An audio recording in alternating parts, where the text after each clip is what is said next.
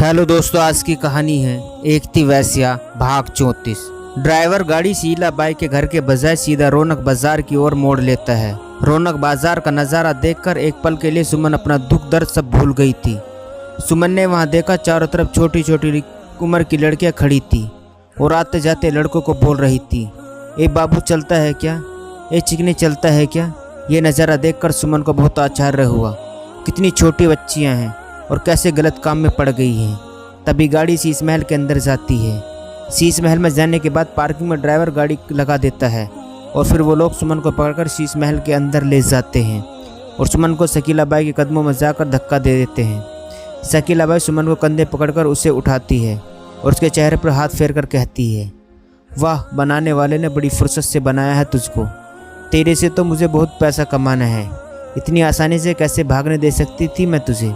सुमन, आखिर आप कौन हैं और मुझसे क्या चाहती हो। शकीला बाई, देख, मैं तुझे यहाँ के तौर तरीके समझा देती हूँ। जो मैं कहती हूँ वही करती जा। तुझे अपने पलकों पर बिठा कर रखूँगी। हाँ, लेकिन अगर तूने मेरे खिलाफ जाने की कोशिश की तो तेरा भी वही हाल करूँगा जो तेरी बड़ी बहन कुसुम का किया। सुमन, क्या तुमने मेरी बहन कुसुम के साथ? कहाँ है मेरी बहन? मैं अपनी बहन से भी मिलना चाहती हूँ। शकीला बाई, उससे भी मिल लेना, इतनी जल्दी काहे की है? पहले ये तो बता, तू मेरे बात मानने के लिए राज़ी भी है या नहीं? सुमन, वो भी बता दूंगी। आपको भी इतनी जल्दी काहे की है? पहले ये बताओ मेरी बहन कहाँ है? मुझे उससे अभी मिलना है। मुझे मेरी बहन से मिलाओ तो आपके सारे सवाल के जवाब दे दूंगी। सुमन की आंखों में ज़रा भी डर या खौफ नहीं था। वह शकीला बाई को उनके ही लहजे में जवाब दे रही थी। शकीला बाई मुस्कुराते हुए, चीज़ बहुत कमाल की हो तुम, ज़रा भी डर नहीं लग रहा तुम्हें यहाँ पर? सुमन, क्यों डरूँ मैं आप लोगों से? सुमन आज तक किसी से भी नहीं डरी और आगे भी कोई माए का लाल पैदा नहीं हुआ जो सुमन को डरा सके। शकीला बाई, बेटे, मुझसे तो तुझे डर कर ही रहना पड़ेगा कि शीश महल का हर नियम शकीला बाई बनाती है। मेरी बिना इजाज़त के शीश महल में कोई पत्ता भी नहीं हिल सकता। सुमन, यह सब काम भगवान का है, हम इंसानों का नहीं। भगवान के बिना इजाज़त से पत्ता नहीं हिलता। क्या तुम खुद को भगवान समझती हो? शकीला बाई, कुछ ऐसे ही समझ लो, शीश महल का भगवान मैं ही हूँ। सुमन, ठीक है, कल तक मैं तुम्हें अपना फैसला बता दूंगी। फिलहाल मुझे सुमित को स्वयं के कुसुम के कमरे में ले जाओ। शकीला बाई, अब तुम इतने सारे उसके कमरे में जाओगे, उससे ज़्यादा बेहतर तो यही होगा कि मैं कुसुम को यहाँ पर बुलवा लूँ।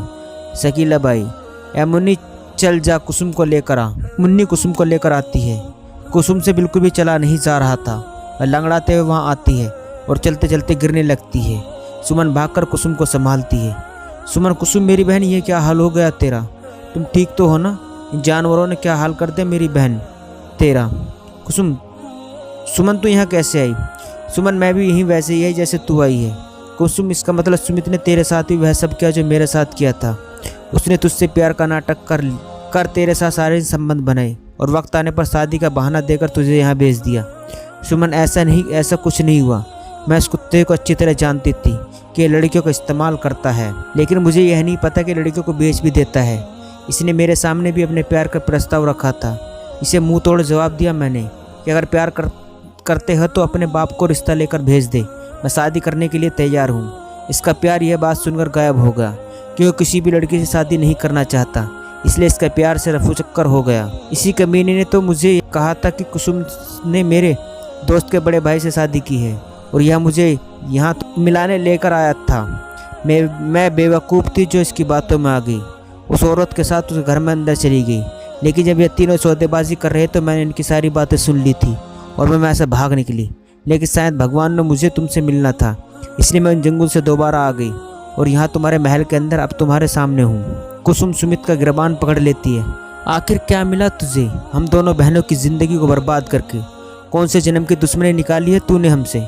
अरे मैं तुझसे मोहब्बत भी इस कदर पागल हो गई थी कि अपने सही गलत कुछ भी समझ नहीं आया।